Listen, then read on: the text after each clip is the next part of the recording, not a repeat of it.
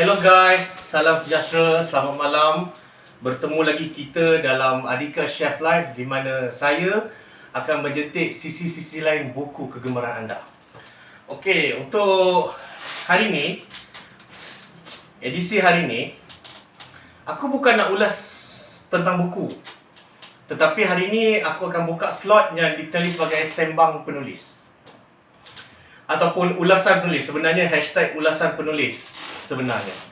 Hashtag ulasan penulis adalah slot di mana aku sendiri akan bahas tentang mana-mana penulis pilihan aku dan kita cerita serba sikit lah mengenai dia. So dia lebih macam bicara tokoh, tapi dalam gaya yang sangat santai, sangat relax, tapi pada masa yang sama membuatkan korang terfikir dan nak kenal rapat siapa penulis ni sebenarnya, diri penulis ni sebenarnya. Okey, tanpa berlengah kita start lah. So hari ni 15 Oktober 2020, aku akan bincangkan satu tokoh yang kebetulan hari ni merupakan birthday dia. Filsuf kegemaran aku, iaitu Nietzsche. Okey, kalau kau boleh tengok kat video ni, ada dua buku Nietzsche yang aku pegang, iaitu Maka Berkatalah Zarathustra, Thus Spoke Zarathustra, dan satu lagi Beyond Good and Evil, Melampaui Kebaikan dan Kejahatan. Tapi hari ni aku bukan nak ulas kedua-dua buku ni, aku nak ulas tentang orang yang tulis buku ni. Okey, Nietzsche ataupun nama penuh dia Friedrich Wilhelm Nietzsche dilahirkan pada 15 Oktober 1844 di Rocken, sebuah pekan di wilayah Saxony, Jerman, sekarang di Jerman. Dan dia meninggal dunia pada usia 55 tahun pada 25 Ogos tahun 1900 di Weimar, juga di Jerman.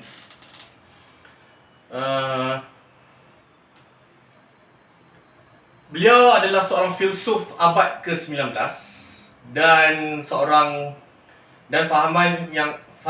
idea filsuf yang dibawa oleh dia adalah existentialist. Okey, kalau korang tak tahu, korang mesti tertanya-tanya. Korang biasa pernah dengar filsuf existentialist, tapi apa maksud existentialist ni? Existentialism, ini bahasa paling mudah lah aku boleh figure out untuk korang faham. Existentialism tu berasal dari perkataan existential, yang maksud kewujudan. So, filsuf existentialist adalah seorang filsuf yang idea dia hanya melingkari tentang kewujudan. Mereka adalah golongan yang sering mempersoalkan kewujudan. Sebagai contoh, pokok. Contoh, korang berjalan-jalan dekat taman, korang nampak satu pokok bunga cantik sangat. Mungkin korang akan tengok pokok ni biasa je, cantik, bunga kembang mekar kan. Lepas tu ada banyak rama-rama datang hisap madu. Tapi kalau kau seorang existentialist, kau akan tanya dalam diri kau, bagaimana pokok ni boleh wujud? Apakah yang menyebabkan pokok ni wujud? Siapa yang mewujudkan pokok ni? Bagaimana kewujudan pokok ni dapat mempengaruhi alam sekitar? Idea dia simple, bukanlah simple as that. Tetapi filsuf existentialist, idea dia mereka bukanlah tentang kewujudan pokok, tetapi kewujudan perkara-perkara lain yang bagi kita agak biasa, tetapi mereka berfikir secara kritis tentang kewujudan benda yang melingkari kita. Sebagai contoh, agama, kehidupan, tentang Tuhan biasanya, dan cinta. Okey, balik pada Nietzsche. Nietzsche adalah seorang existentialist abad ke-19. Okey, karya beliau yang terkenal adalah seperti yang aku tunjuk tadi, ni Beyond Good and Evil, Melampaui Kebaikan dan Kejahatan. Okey, dan ini yang aku rasa bila korang bila sebut pasal Nietzsche, kau akan cakap Zarathustra. Ya betul, ini memang aku tak tipu. Memang kalau kau jumpa orang yang intelektual, bila sebut pasal Nietzsche, dia akan kata Zarathustra. Yang Zarathustra tu adalah tajuk pendek dia. Okey. Nietzsche punya buku, tajuk dia agak panjang dan melirik dan kadang-kadang membingungkan. Sebagai contoh ni, Zarathustra ni, tajuk panjang dia adalah Thus Spake Zarathustra, a book for all and none. Atau dalam bahasa Jerman dia, Also sprach Zarathustra, ein Buch für alle und keinen. Dalam bahasa Melayu, maka berkatalah Zarathustra, sebuah buku untuk semua dan tiada sesiapa. Buku ni consider Nietzsche sebagai dia punya mahakarya, magnum opus dia. Dan adalah buku-buku lain seperti The Gay Science, sains yang gembira. Gay di sini bukan maksud gay yang LGBT tu. Gay di sini gay dalam tajuk The Gay Science tu maksud sains yang gembira. Dan dalam Gay Science itulah ada satu bab yang menceritakan tentang matinya Tuhan. Dari situ sebenarnya, start dari buku tu, orang bila kenal Nietzsche, idea pertama yang akan terlintas adalah Tuhan sudah mati. Betul. Idea Tuhan sudah mati bermula sejak dalam buku The Gay Science. Dalam buku Zarathustra ni, dia cerita sikit je. Buku Zarathustra, dia lebih banyak cerita tentang konsep Übermensch ataupun manusia super. Satu lagi konsep yang bila kita sebut Nietzsche, kita akan dapat tangkap, oh, manusia super, Nietzsche. Bahkan Mark Luffy sendiri, dalam buku kisah 25 Filsuf Barat yang ditulis oleh beliau, bila tulis tentang Nietzsche, dia tak dapat lari daripada dua benda ni lah. Frasa Tuhan sudah mati dan konsep manusia super. Dan banyak lagi lah buku falsafah yang ditulis oleh Nietzsche, sekitar 9 ke 10 buah. Ada satu lagi buku yang paling famous adalah Human, All Too Human, manusia, semuanya terlalu manusia. Dan satu lagi Twilight of the Idols. Twilight of the Idols yang paling bestnya adalah korang tentu pernah dengar kata-kata ni. What doesn't kill me makes me stronger. Apa yang tidak membunuh aku membuatkan aku lebih kuat. Itu sebenarnya Nietzsche. Kata-kata Nietzsche. Ia termuat dalam buku Twilight of the Idols. Kalau korang nak tahu lagi pasal kata-kata tu, korang boleh carilah buku tu kat Kino. Dan kata-kata ni lagi mula dipopular sejak tahun 2010 apabila seorang penyanyi US, Kelly Clarkson, buat lagu, jadikan ayat tu sebagai tajuk lagu. What doesn't kill me makes me stronger. Bahkan Malik, rapper terkenal, kau tahulah Malik ni siapa kan? Kita semua gelarkannya The General. Malik juga ada quote kata-kata Nietzsche tu dalam lirik lagu Pejamkan Matamu. Manusia akan sentiasa menyakiti, yang tak membunuhku buatkan ku kebal sehari lagi. Masa untuk koktel lorazepam and beer risperdal, semua afdal bertemu di astral. Okey, aku tak nak menyanyi. Korang carilah sendiri kata-kata tu dalam lagu Pejamkan Mata. Okey. Seterusnya kita akan teruskan dengan pembicaraan. Aku search dekat internet dan aku temui ada beberapa lah fakta menarik tentang Nietzsche. Eventually fakta ni sering disalah faham dan aku buat video ni juga untuk betulkan semua kesalahfahaman itu. Okey. Salah faham mengenai Nietzsche. Yang pertama, Nietzsche merupakan seorang anti-Yahudi. Itu biasa kita dengar.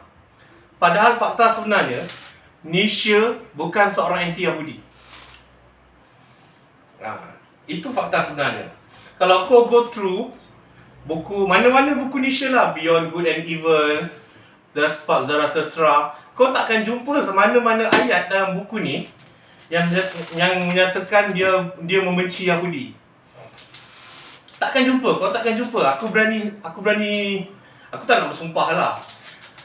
Tapi aku dah baca The Spark Zarathustra berulang kali dah, masih baca. Dan aku nak move forward ke buku Beyond Good and Evil lepas ni. Kau takkan jumpa dekat mana-mana buku Nietzsche yang mengatakan bahawa dia benci Yahudi. Lalu bagaimana orang mengaitkan Nietzsche dengan sentimen anti-Yahudi? Semuanya bermula daripada adik dia sendiri, Elizabeth Nietzsche. Nietzsche ada seorang adik perempuan yang bernama Elizabeth. Sebelum Nietzsche mati, Friedrich Nietzsche yang tua ni, mengamanahkan adik dia supaya macam tolong aku wariskan pada kau buku-buku aku. Janganlah kau guna apa yang aku tulis ni sebagai alat untuk propaganda murahan. Itu lebih kurang lah wasiat dia tu pada adik dia. Tapi apa yang adik dia buat, si Elizabeth ni, pada tahun 1921,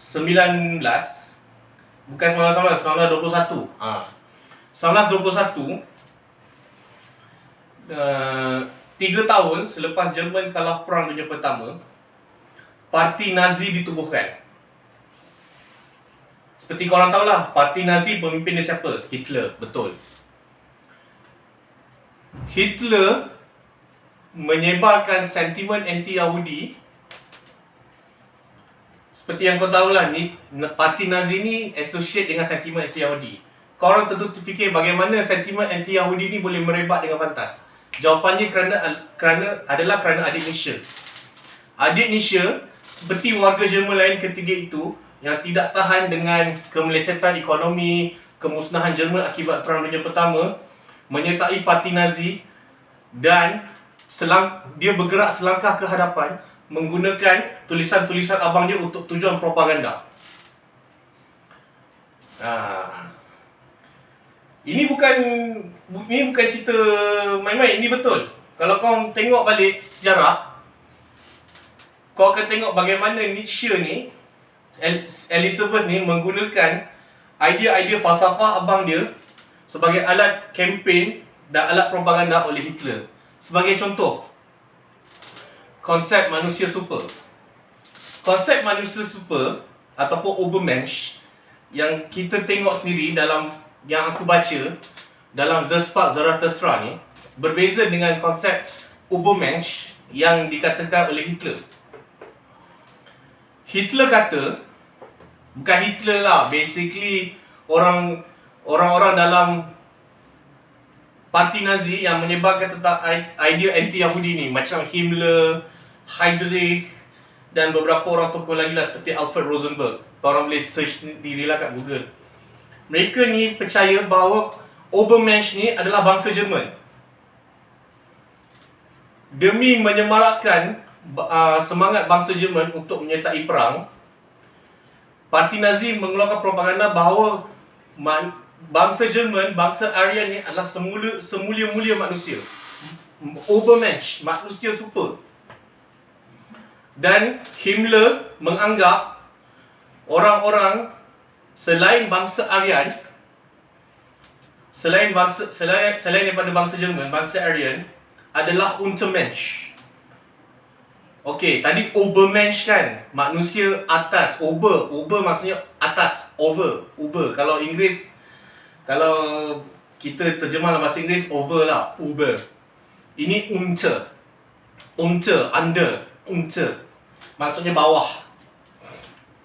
So Hitler, pada masa yang sama, Himmler keluarkan, kalau ada Übermensch, tentu ada Untermensch, manusia superior, bangsa paling mulia dengan Untermensch. Untermensch ni, kalau ikut Himmler, bangsa paling hina. So itu, dari situlah formulatnya Holocaust. akibat daripada kesalahfahaman terhadap falsafah.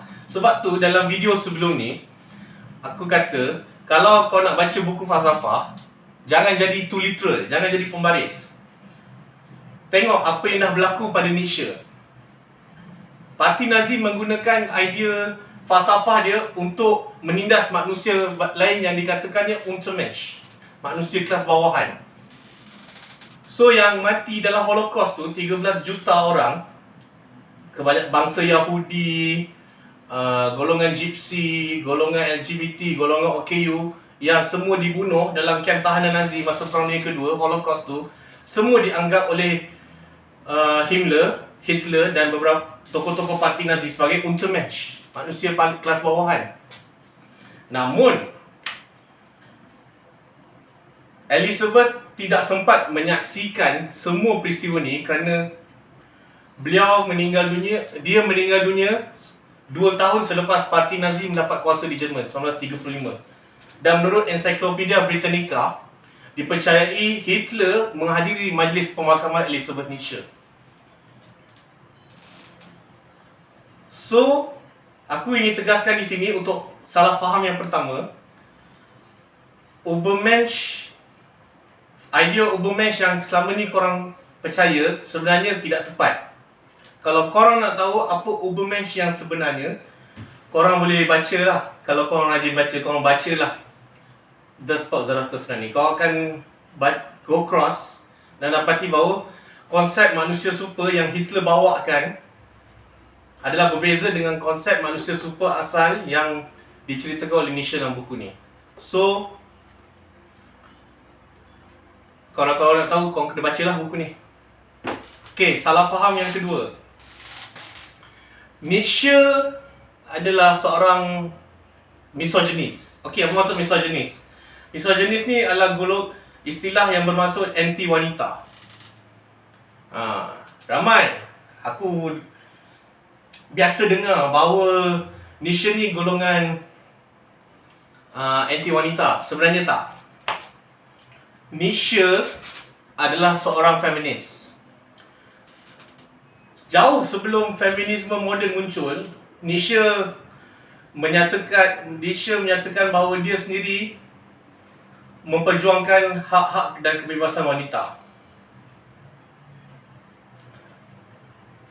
Idea Nietzsche tentang pemerkasaan, emansipasi wanita ni begitu dihargai sehingga kan Emma Goldman adalah seorang tokoh anarko-feminisme, iaitu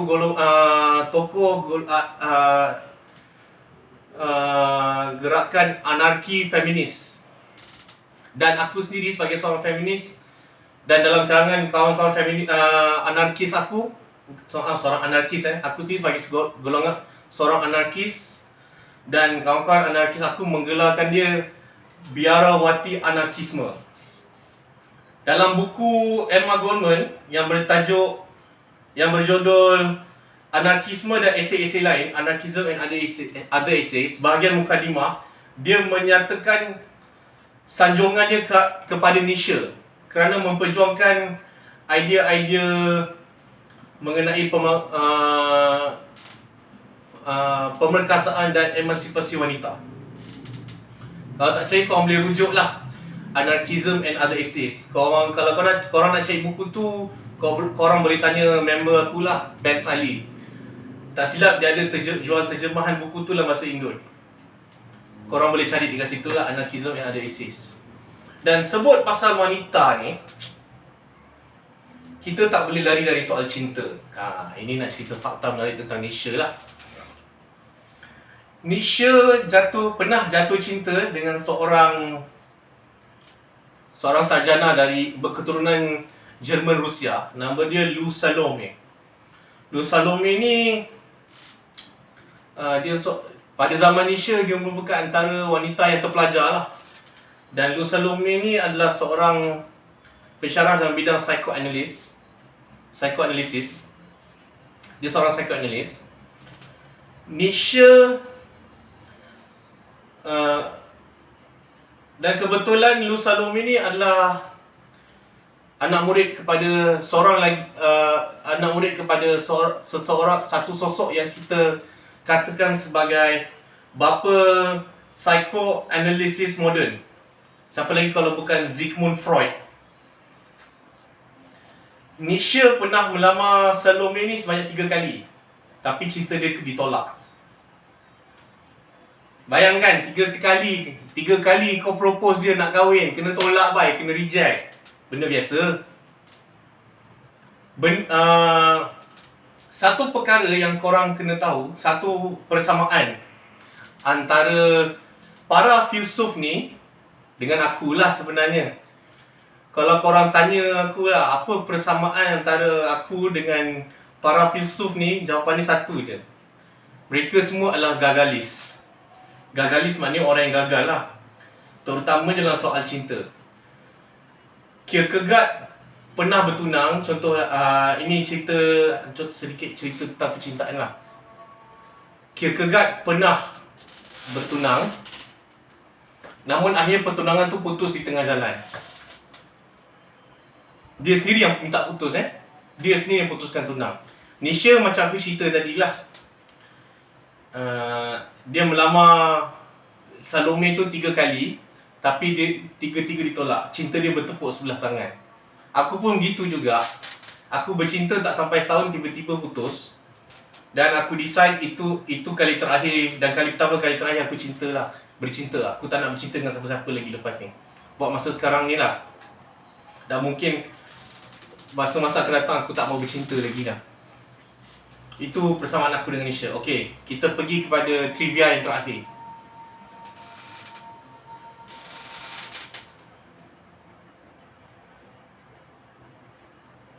Okey, trivia yang terakhir mengenai Nietzsche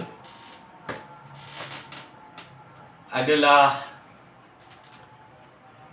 ramai orang anggap filsuf tak ada sense of humor. Tapi sebenarnya filsuf ni, Nietzsche, dia ada sense of humor lah. Dia ada sedikit sense of humor. Aku tak nak cerita sense of humor dia macam mana. Korang boleh tengok, baca sendirilah kot. So, okey lah, ini short description lah tentang trivia ketiga ni. Dia sendiri pernah cerita bahawa dia adalah seorang lelaki lembut dengan misai yang besar. Dia pernah cerita lah. Tak tahu lah mana-mana kita tengok, aku boleh tengok lah dekat Google. Dia sendiri pernah kata yang dia adalah seorang lelaki lembut dengan misai yang besar. Aku pun tak tahu lah macam mana dia boleh terfikir lawak tu.